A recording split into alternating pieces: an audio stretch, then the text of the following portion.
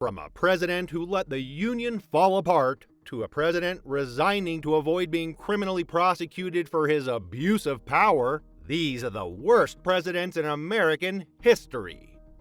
James Buchanan took office in 1857 with the nation already on the verge of falling apart. Southern states were growing restless as tensions over slavery reached a boiling point. The country needed decisive leadership. Instead, Buchanan hesitated.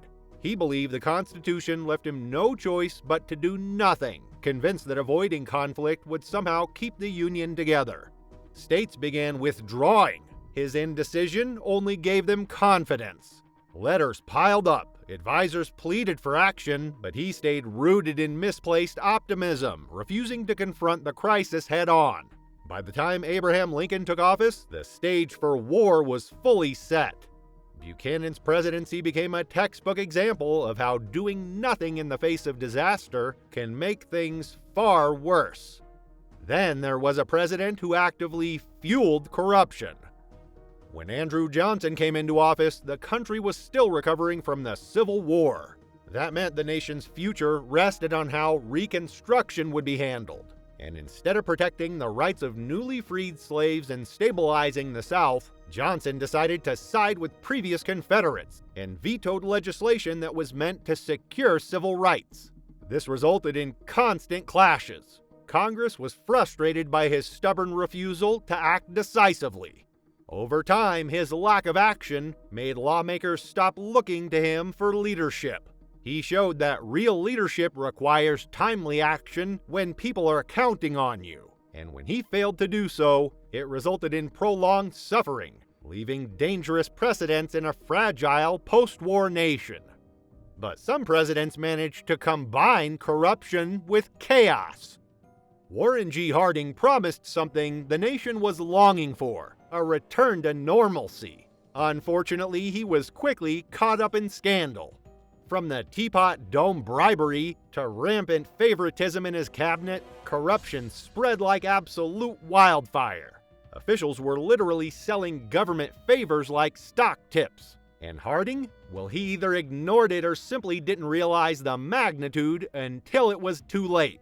And soon, scandals unfolded much like a modern corporate collapse. Senior-most officials cut corners while the president projected public confidence. Being unable to identify that and blindly trusting his inner circle caused the administration to weaken.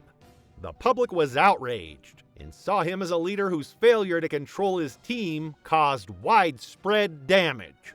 And corruption wasn't limited to one administration. Franklin Pierce believed compromise was what would calm the nation. His optimism quickly backfired.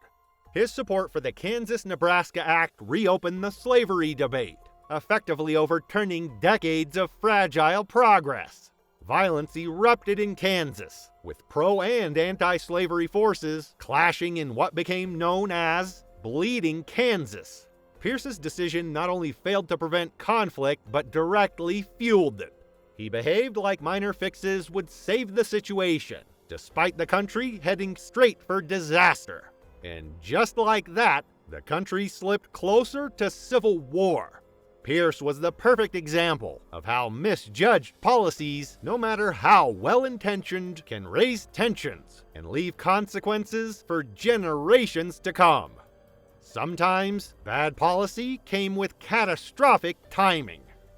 Zachary Taylor's sudden death made way for Millard Fillmore to step into office. He quickly made choices that would go on to haunt him. To start off, he enforced the Fugitive Slave Act, which was a law many saw as morally wrong and supported political compromises meant to keep the Union together. On the surface, these moves looked like safe and pragmatic decisions, but they came at a heavy cost. By ignoring the moral urgency of slavery, Fillmore was allowing injustice to persist and tensions to rise. And that was what set the stage for much deeper national conflict. It was like trying to play it safe made the problems far worse. This proved that morally blind compromise can define a leader just as much as bold failure. It doesn't end there. There were presidents that actively worsened crises. Now, Ulysses S. Grant entered the White House as a national hero. He was renowned for leading the Union to victory. However, his skills on the battlefield didn't quite translate to politics. His presidency was also plagued by corruption, with scandals like the whiskey ring and nepotism undermining public trust. Close associates very openly exploited their positions, while Grant simply failed to intervene. It was like a classic example of leadership mismatch. Although he excelled on the battlefield, the presidency required skills he had not yet developed. And despite his personal honesty, he allowed massive mismanagement, leaving behind both triumph and rather avoidable chaos. And when incompetence meets ambition, the results can be explosive. Because when Herbert Hoover entered the presidency, he was a well-reputed and skilled administrator and humanitarian. But the stock market crash of 1929 ended up exposing his limited approach. He believed in voluntary cooperation and limited government intervention. However, as businesses crumbled and unemployment went on the rise, millions of Americans faced non-stop hardships. Families started losing homes, children started going hungry, and whole communities struggled to survive. The public perception turned quickly, seeing Hoover as distant and ineffective. Hoover believed economic recovery would occur naturally, with limited government intervention. His reliance on cautious optimism and faith in the system made the crisis worse, branding him as the president associated with the Great Depression. Yet economic failure wasn't the only way to leave a bad impression. Because Richard Nixon gave us a lesson in how secrecy and paranoia can compromise trust. With polished speeches and political successes, the administration engaged in illegal surveillance, break-ins, and cover-ups that eventually exploded into the Watergate scandal. It was Nixon's hiding the truth and manipulating the system that made things worse. The nation watched as public confidence in the presidency eroded. Even today, it's easy to spot similarities in corporate or political scandals, where leaders alter rules until everything collapses. Fearing the oncoming impeachment, Nixon resigned and became the first president to leave office in disgrace. Hiding behind power or process can't save a failing presidency. At the end of the day, it destroys everything that was built along the way. And some presidents managed to fail both morally and politically. Jimmy Carter came into office with sincerity and a focus on human rights. Sadly, good intentions weren't enough to get through the crises he faced. The energy crisis had Americans waiting in long gas lines while struggling with rising prices. And his responses often felt overly cautious or just ineffective.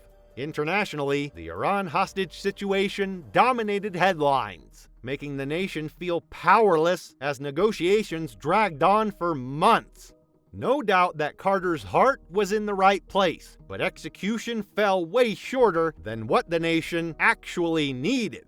In short, he was a well-meaning leader who struggled in the face of a complex challenge. Empathy and integrity matter, sure, but without decisive action, they can't prevent public disappointment, especially the kind Carter ended up facing.